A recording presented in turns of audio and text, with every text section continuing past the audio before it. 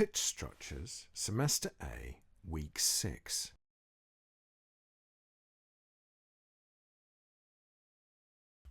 First, I created a scale. I deliberately chose a non-standard scale, but one with 7 tones.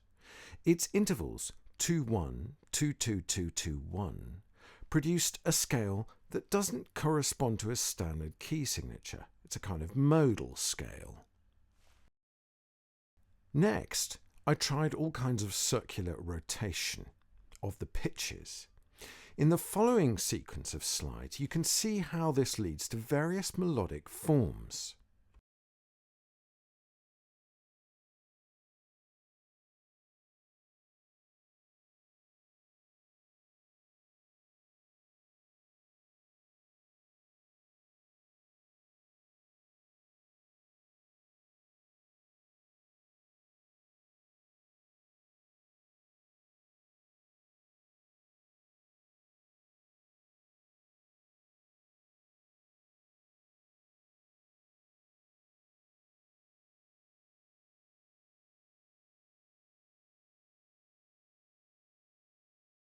Notice that rotation 6 in the slideshow isn't strictly the next in the logical sequence.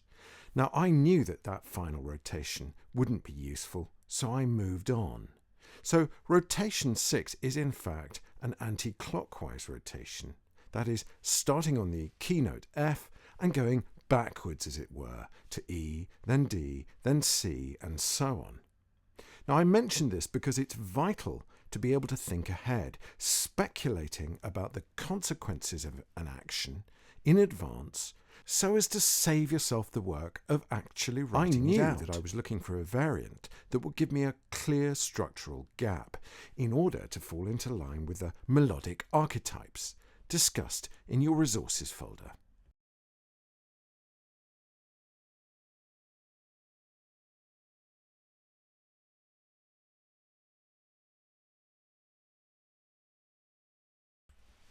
I also explored a more general permutation technique, allowing myself to freely reorder the pitches, not just a circular rotation, but steps and skips.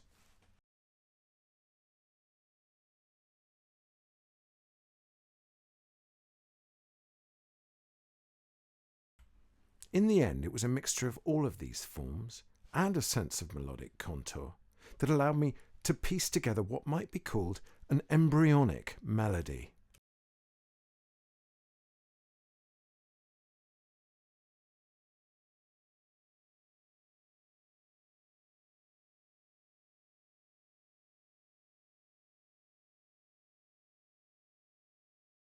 Notice that I always try and maintain a tonal centre, using dominants and leading notes and clear contours, as well as an axis of melody.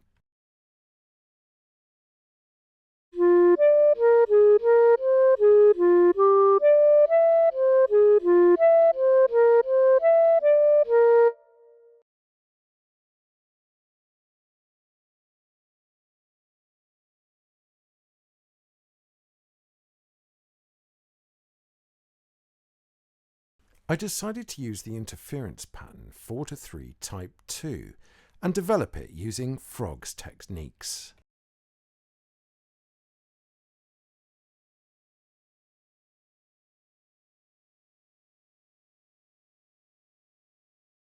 Through an instinctive semi-improvisational process, I found that the pattern 3-1-2-1-1-1-1-2-1-3 could be fused and reordered as follows. This rhythm allowed 4 bars of music where 1 equals a crotchet, and from this point on I was careful to compose in 4-bar bar groups. By now the ideas were flowing, and the rest of the melody was completed quickly, without much deliberate planning, but you can see fragments of the rhythm and the scale are constantly present, and I've managed to be fairly consistent.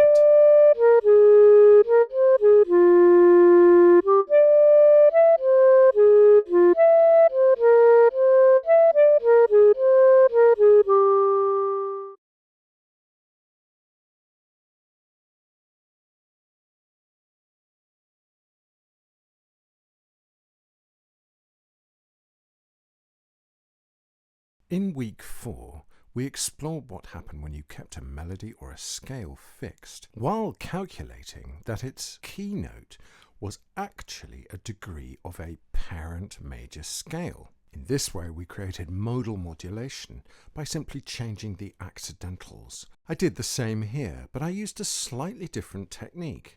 First, I performed a circular rotation of the scale, and then I transposed the keynote of that rotation back down to the original tonic.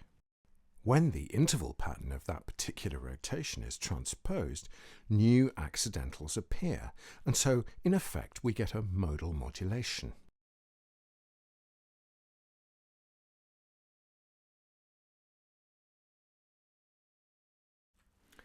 I thought that the 5th rotation transposition was rather effective, and so I superimposed its 3 flats on the original melody.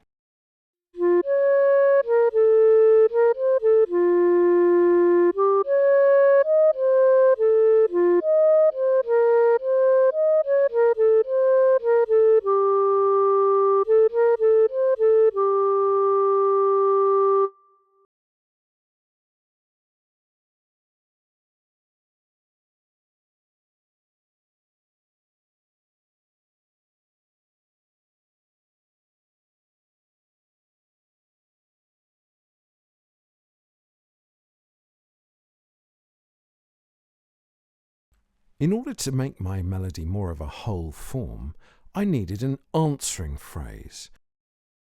I focused on the melodic contour, inverting or reversing the contours of the original melody, but retaining the original pitch axis on the dominant of the original scale, the C.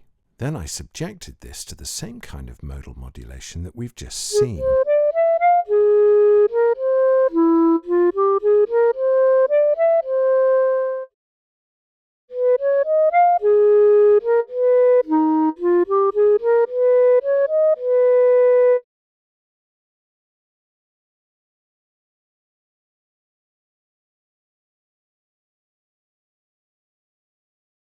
I decided to connect these 2 answering phrases using a common modulating tone technique that we met in week 4.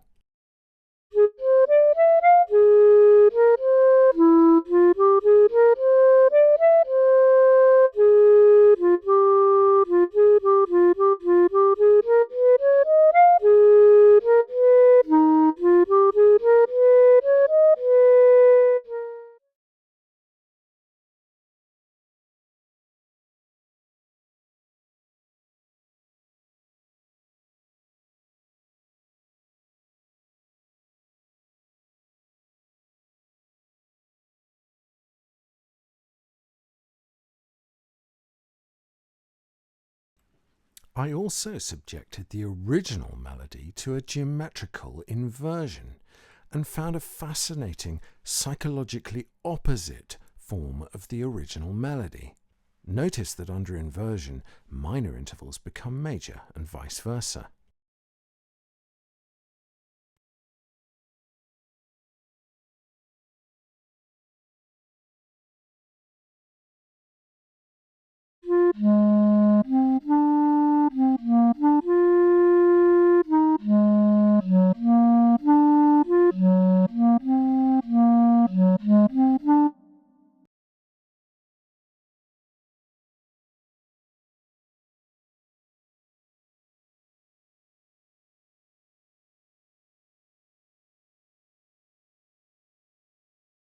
And so finally, here's the complete melody played by the clarinet and accompanied by viola and harp.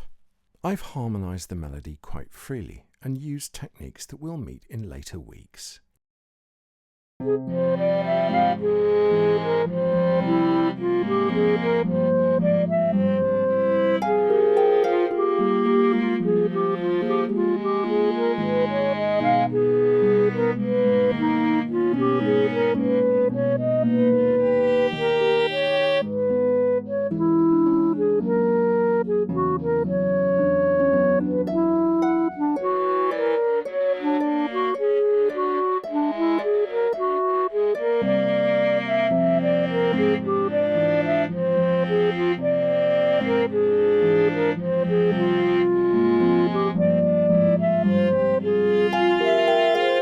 you.